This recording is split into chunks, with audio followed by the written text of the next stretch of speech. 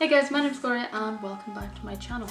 Today I want to prove that I don't just read horror books, I read lots of different books, lots of different genres, and the book I read for this review was a literary romance, but as I didn't want to go totally cold turkey in the horror, it does have a very dark backstory, shall we say.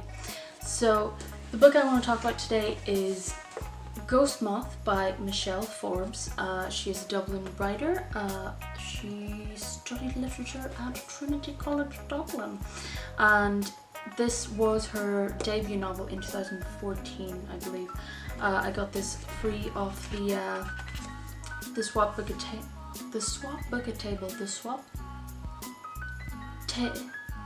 book swap table at work. I was drawn to this by the interesting cover. I knew that it was literary fiction, but the name I think got me. It seemed a little bit gothic and a little bit dark, and it is fitting for the internal organs of this book. So it says in the front, 2 hot summers, 20 years apart, secrets left unspoken, clamour to be heard. And isn't that just the gosh darn truth? So I'm just going to read the short description of the book here. Northern Ireland, 1949. Catherine must choose between reliable, devoted George Bedford and Tom McKinley, who makes her feel alive.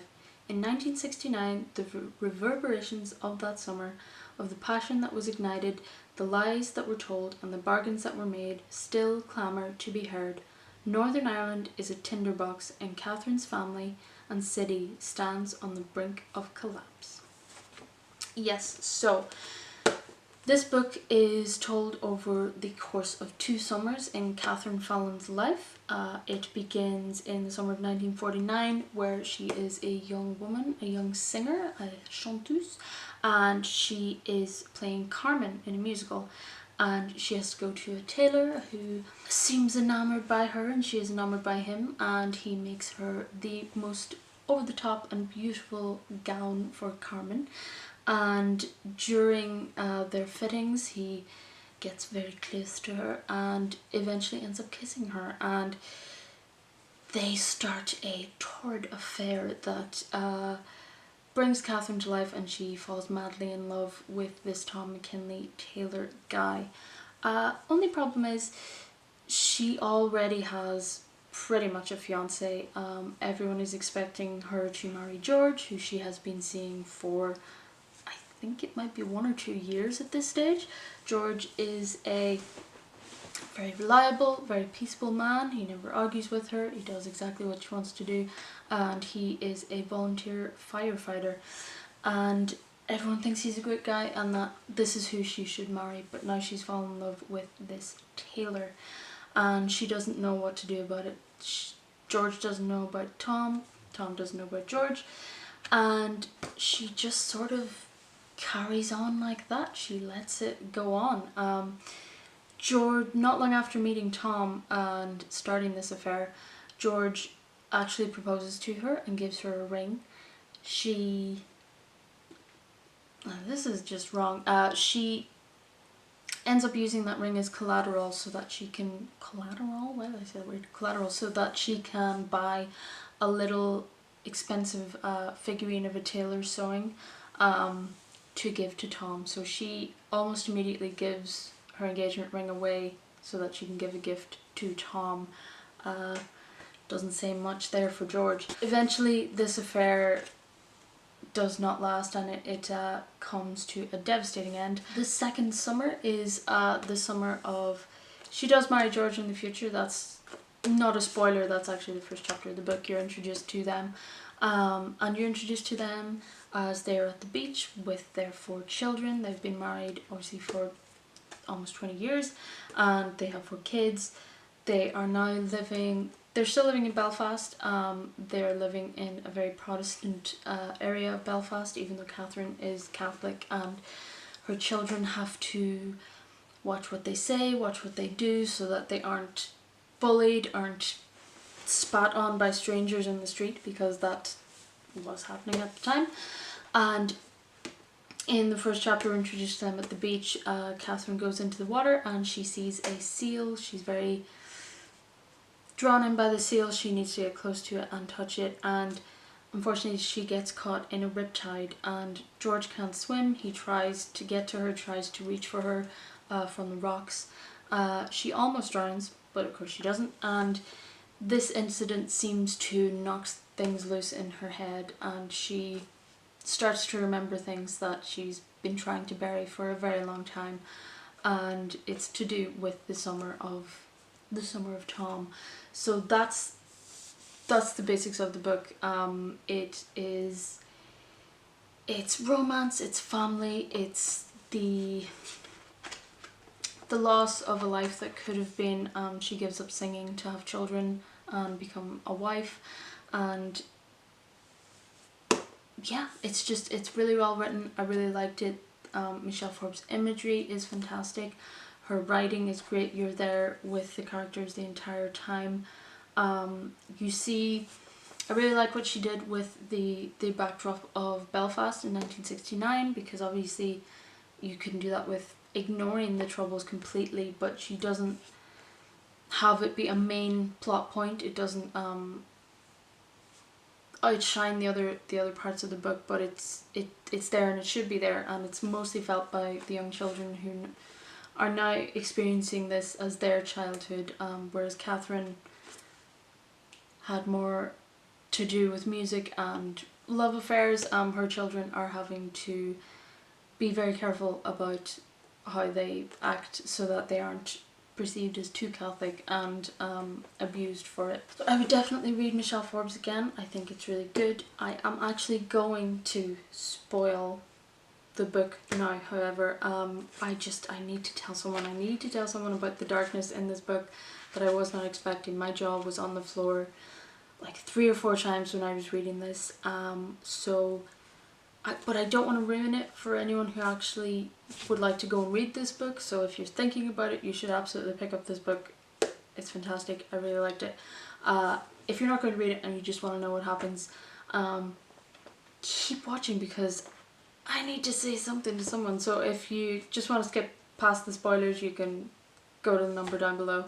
But for now, I need to spill some guts. So the first thing that I was shocked at, other than Catherine just completely leading these 2 guys on and breaking their hearts, one of the things that you're sort of led to believe in the beginning, that Tom might not be a nice guy, that he might, one of the secretaries in the tailor shop where he works, she's jealous and she likes Tom herself, so she tells Catherine that he has a huge gambling problem, that he's spent all of his money, he's lying to her, and you sort of do believe it, because Catherine thinks of him as this amazing guy, and you kind of think it's more likely that there's something not right here. But unfortunately that is not true, but you do not learn that until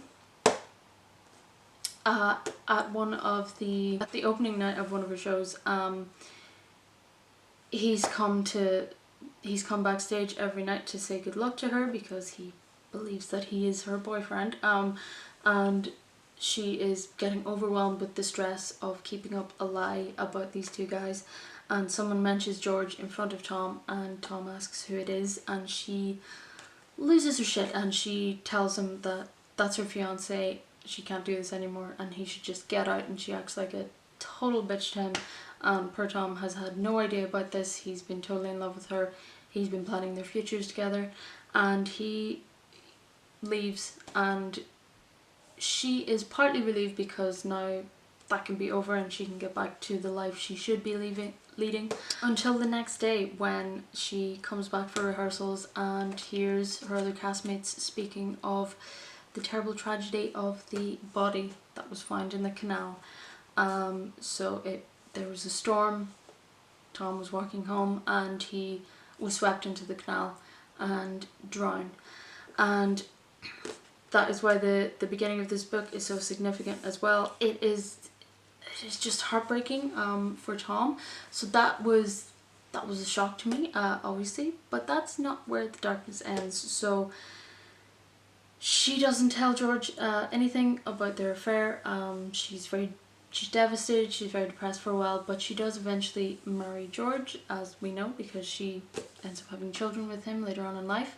Her and George go to Mexico on their honeymoon, which I was kind of surprised at, because that was 1950s and Irish people out in Mexico. But they go to Mexico and she rekindles her love for George. They spend a lot of time together and she feels she could tell him anything, so she decides in a fit of stupidity really, to confess to him that she was having an affair with this tailor, that she was absolutely in love with him, that she thought he would change her life, but that now she has realised, after he died, that she actually does love George and she can't wait to have her life with George. This doesn't go down as well as she thought it was going to. I don't know why she thought it would go down well at all. George gets very upset about this because she's obviously telling him that she loved another guy and she cheated on him. But he also has a confession for her, and that confession is that he was one of the volunteers who was sent out when the call came in that someone was in the canal, and he was the first on the scene to find Tom. This was small town Ireland, even in Belfast. If you did anything, everyone would know about it. So it was inconceivable that George would not know about her and Tom and her seeing someone else, and he knew exactly who it was that he'd find in the water, and instead of helping him, he watched him drown. Still here. So George let him drown. Catherine treated him like crap and lied to him and believed that he was a horrible liar who had money problems, and they both just come back to Ireland and act like it never happened, and they didn't cause the death of this poor romantic tailor who just fell in love with the wrong person. From a literary book, I just wasn't expecting such blatant darkness. In lit fic books, a lot of the time it's sort of implied darkness, or it's the darkness of very distant memories that aren't all that relevant, or it's just a little quip in there to let you know that the people in this book are bastards, because everyone's a bastard. That seems to be the overarching theme of literary fiction. But I just was not expecting that from this, and I was not expecting, I mean, the whole second summer, their summer where they have kids and everything, and just to know that these are two ordinary parents with 4 kids who, one of them just watched a guy dying and now he's hailed as a great firefighter who helps people, and just the psychological trauma that they do have to go through to keep these secrets, and it is something else. So spoilers done there, but yeah, I just wasn't expecting that, and but I am really glad that it went there. I would have preferred it if it was just sort of, the writing was good enough that if it was just one of those literary fiction books where nothing really happens and it's more about existentialism and the inevitable unhappy marriages and falling out of love with people, and you know, just carrying on with life because that's what you're supposed to do, I would have been happy with that because the writing, it was fantastic, but it went down a dark alley that I was ready to go down there with it. So Ghost Moth by Michelle Forbes, I would definitely recommend. I really enjoyed it and you should pick it up if you can. Yes, so that is my review for today. Thank you very much for watching. I really appreciate it. I appreciate everyone who helped me get to 80 followers. I now have 80 subscribers. Thank you so much. I am hoping to get to 200 by the end of the year. I have a lot of fun things coming up.